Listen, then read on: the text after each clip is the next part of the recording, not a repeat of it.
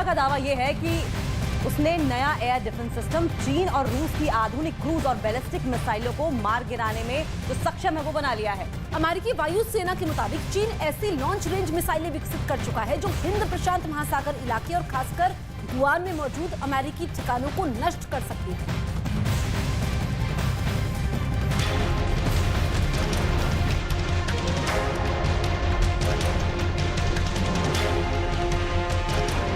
सिर्फ next generation fighter jet ही नहीं, America ने एक ऐसे एयर डिफेंस सिस्टम का भी सफल परीक्षण किया है जो एक ही प्लेटफॉर्म से अलग अलग तरह की मिसाइलें दाग सकता है।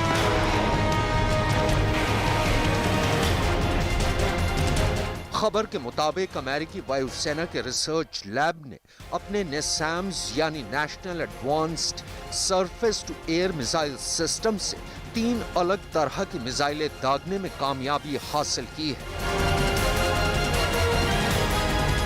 अपने लेयर्ड टेस्ट की बदौलत अमेरिका ने यह साबित कर दिया है कि जंग की सूरत में वो कैसे नेसैम्स से न सिर्फ दुश्मन की क्रूज मिसाइलों के खिलाफ अपने हवाई अड्डों और सैन्य ठिकानों की रक्षा कर सकता है, बल्कि अलग अलग मिसाइलों के जरिए वो दुश्मन के सैनिक अड्डों को आसानी से निशाना भी बना सकता है। इस परीक्षण के दौरान नेसैम्स से AIM-9X आमराम और आमराम एक्सटेंडेड मिसाइलें दागी गईं। अमेरिका के इस नए एयर डिफेंस सिस्टम को अमेरिकी आर्मी के रडार से आसानी से जोड़ा जा सकता है। अमेरिकी वायुसेना के साथ साथ अमेरिका के बैटल स्पेस कमांड और कंट्रोल सिस्टम से भी ऑपरेट किया जा सकता है। अमेरिका के इस नए एयर डिफेंस सिस्टम को Raytheon missile and defence, Kongsberg defence and aerospace ने अमेरिका की वायुसेना के रिसर्च लैब SDPE के साथ मिलकर विकसित किया है।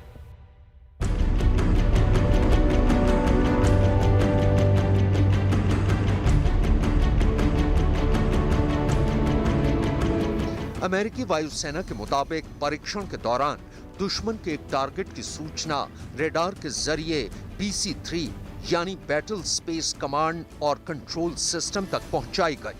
BC-3 ने इस सूचना को KDA फायर डिस्ट्रीब्यूशन सेंटर तक रिले किया।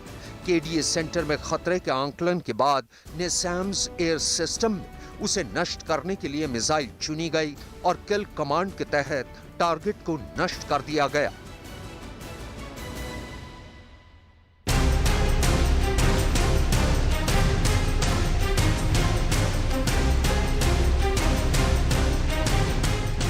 अमेरिका का दावा है कि उसका ये नया एयर डिफेंस सिस्टम चीन और रूस की आधुनिक क्रूज और बैलिस्टिक मिसाइलों को मार गिराने में सक्षम है। अमेरिकी वायुसेना के मुताबिक चीन ऐसी लॉन्ग रेंज मिसाइलें विकसित कर चुका है जो हिंद प्रशांत महासागर इलाके और खासकर गुआम में मौजूद अमेरिकी ठिकानों को नष्ट कर सकती है, लेकिन अब अपने लेयर्ड मिसाइल लॉन्चर के जरिए वो अमेरिकी बेस के ऊपर मंडराते किसी भी खतरे को नष्ट कर सकता है। दरअसल हिंद प्रशांत महासागर इलाके में जापान और दक्षिण कोरिया में अमेरिका के कई सैन्य ठिकाने हैं जो चीन की मिसाइलों के निशाने पर हैं। अमेरिका की वायुसेना के रिसर्च लैब SDPE के मुताबिक अपने नए एयर डिफेंस सिस्टम की बदौलत अब अमेरिका अपने हर एयर बेस की हिफाजत और भी बेहतर तरीके से कर पाएगा।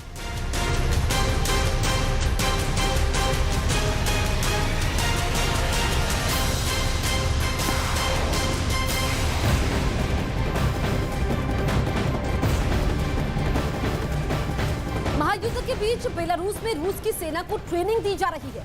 ट्रेनिंग का वीडियो भी बाकायदा इसमें सामने आया है, जहां जवानों को हथियार चलाने के साथ साथ सेना की गाड़ियों को चलाने और तोप से अचूक निशाना लगाने की ट्रेनिंग दी जा रही है। और इसके अलावा आपको बता दें कि सैनिकों को ट्रेनिंग देने का वीडियो भी जारी किया गया है।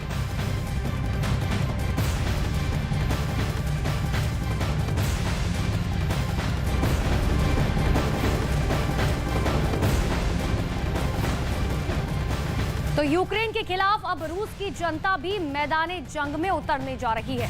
यहाँ रूस की सेना अपने लोगों को युद्ध लड़ने की ट्रेनिंग दे रही है। रूस के रक्षा मंत्रालय की तरफ से इसका एक वीडियो भी जारी किया गया है जिसमें लोग सेंट्रल मिलिट्री डिस्ट्रिक्ट के T-80 और T-72 टैंकों की ट्रेनिंग लेते दिखाई दे रहे हैं। रूस के रक्षा मंत्रालय का दरअसल ये दावा है कि लोगों की ट्रेनिंग आखिरी दौर में चल रही है। देखिए, लोगों को टैंक चलाने की ट्रेनिंग दी जा रही है। लगातार ये खबर भी सामने आती रही है और युद्ध की शुरुआत से ही खबर यूक्रेन के लिहाज से सामने आती रही है, लेकिन अब रशिया भी इस ओर ध्यान दे रहा है। अपने सिटीजन्स को, रशियन जो सैनिक हैं, वो टैंक और गोले बारूद चलाने की ट्रेनिंग दे रहे हैं।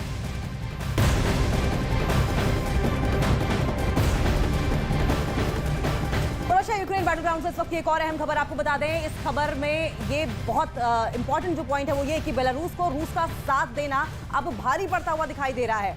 यूरोप के कई देशों में बेलारूस के नागरिकों के खिलाफ एक्शन की खबर है जिसमें बेलारूस के छात्रों को यूरोप की यूनिवर्सिटी में एडमिशन नहीं मिल पा रहा है। लेकिन इन सब के बावजूद बेलारूस पूरी ताकत के साथ रूस के साथ खड़ा हुआ है।